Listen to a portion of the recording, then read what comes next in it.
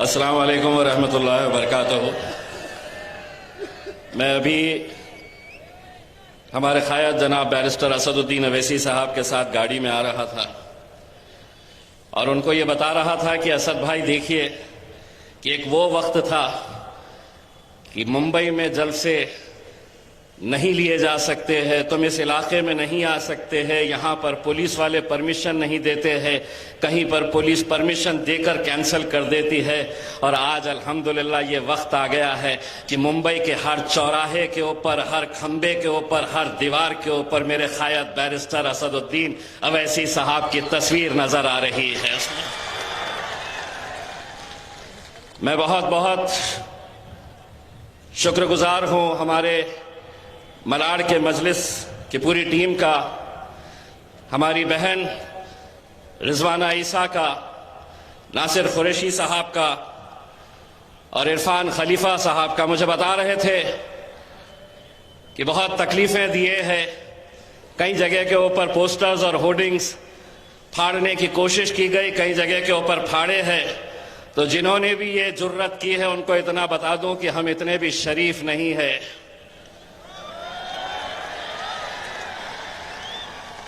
या यूं समझ लीजिएगा हम जरा से शरीफ क्या हो गए तो तुम पोस्टर फाड़ने निकल गए हैं। अल्हम्दुलिल्लाह आज बैरिस्टर असदुद्दीन अवैसी साहब आए हैं। हमारा तो प्लान ये था कि अकबर अवैसी साहब भी साथ में आएंगे, लेकिन आपको मालूम है कि अकबर अवैसी साहब की तबीयत नासाज होने की वजह से वो आ नहीं सके हैं। मुझे ये भी बताया गया है कि यहां पर ये बात चलाई जाती थी कि अवैसी भाई कहीं पर भी आ जाएंगे कि लेकिन मलाड़ के अंदर नहीं आएंगे, हम उन्हें आने नहीं देंगे। उन तमाम लोगों को जो ये ख्याली पुलाव बना रहे थे, अगर देखना है तो देख लो। तुम जो सोचते थे, अल्हम्दुलिल्लाह तुम्हारे सामने 6 फुट 4 इंच के असदुद्दीन अवैसी साहब यहां पर आ गए हैं, बैठ गए हैं और अभी सिर्फ दस्तक देने के लिए आए हैं। आगे गुर्रा के जाएंगे।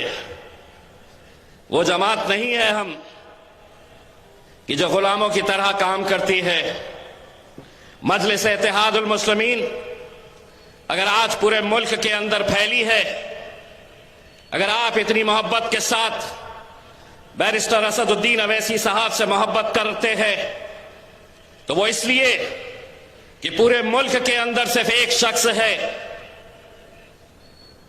जिसके अंदर ये हिम्मत है, जिसके अंदर ये जुर्रत है, जिसके अंदर ये ताकत है कि वो आज हिंदुस्तान की सबसे अजीम पार्लियामेंट के अंदर खड़े रहकर अगर सामने नरेंद्र मोदी हो या अमित शाह हो, पूरे पार्लियामेंट के अंदर मैं गवाह हूं इस बात का, 550 के ऐवान के अंदर अगर इनकी आंखों में आंखें डालकर सवाल करने की हिम्मत किसी में है तो मेरे क़ायद बैरिस्टर असदुद्दीन अवैसी के अंदर है।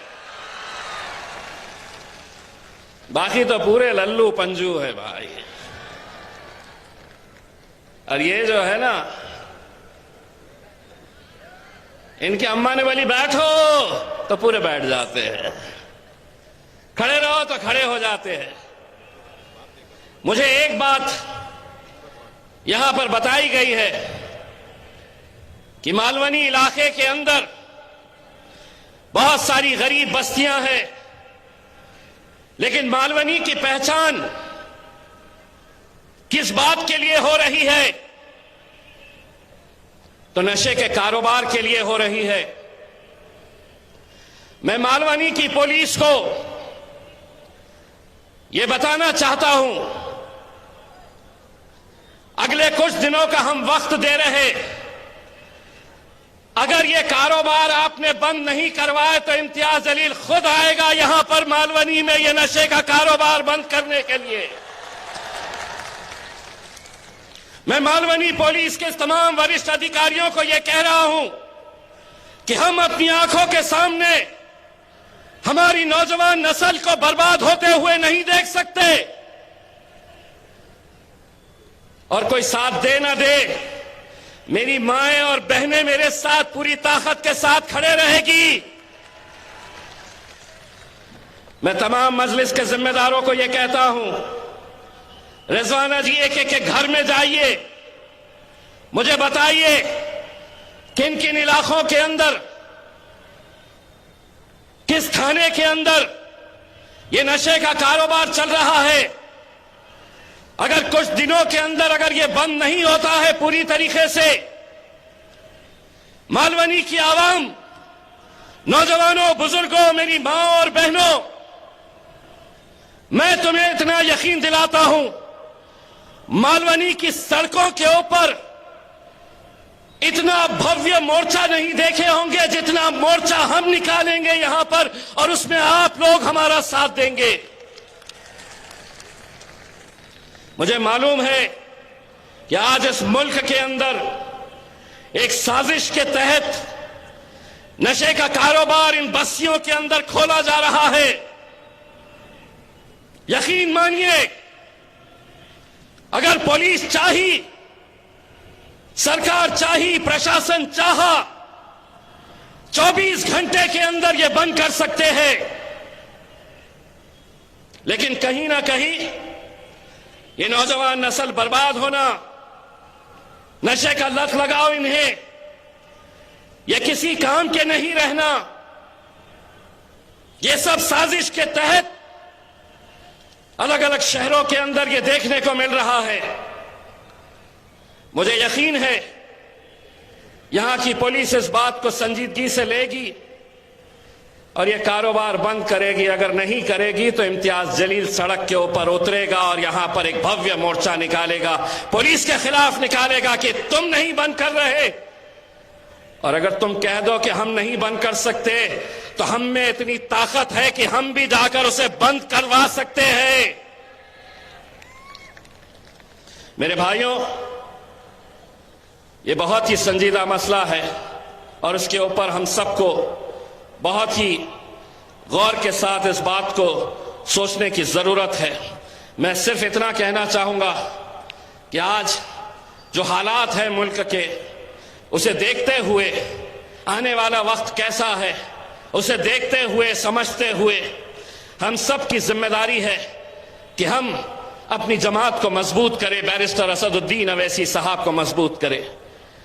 आज कहीं ना कहीं इस मुल्क के अंदर एक ऐसी फिजा तैयार की जा रही है, समाजों के बीच में, जाति धर्म के बीच में दीवारें पैदा की जा रही है, दरारें पैदा की जा रही है।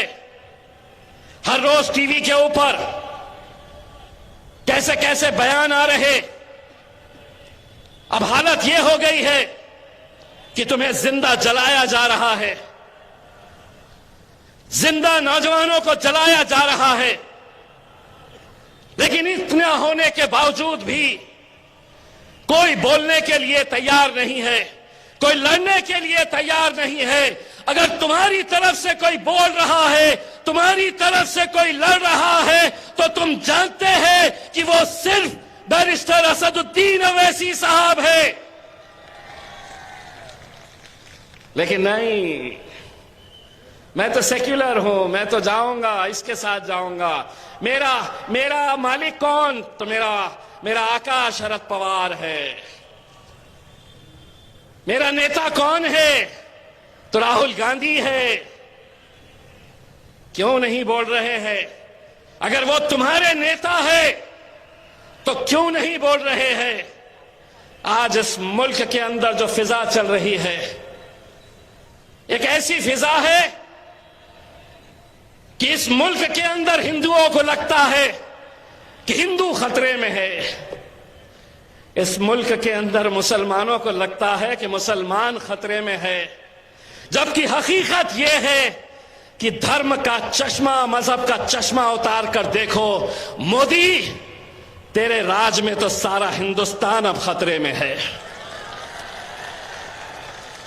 यह हालत तुमने लाकर कर दी है, छोड़ दी है। मुझे मालूम है कि आपको बैरिस्टर असदुद्दीन अवैसी साहब को सुनना है। पहली मर्तबा असद साहब यहां पर आए हुए हैं, तो मैं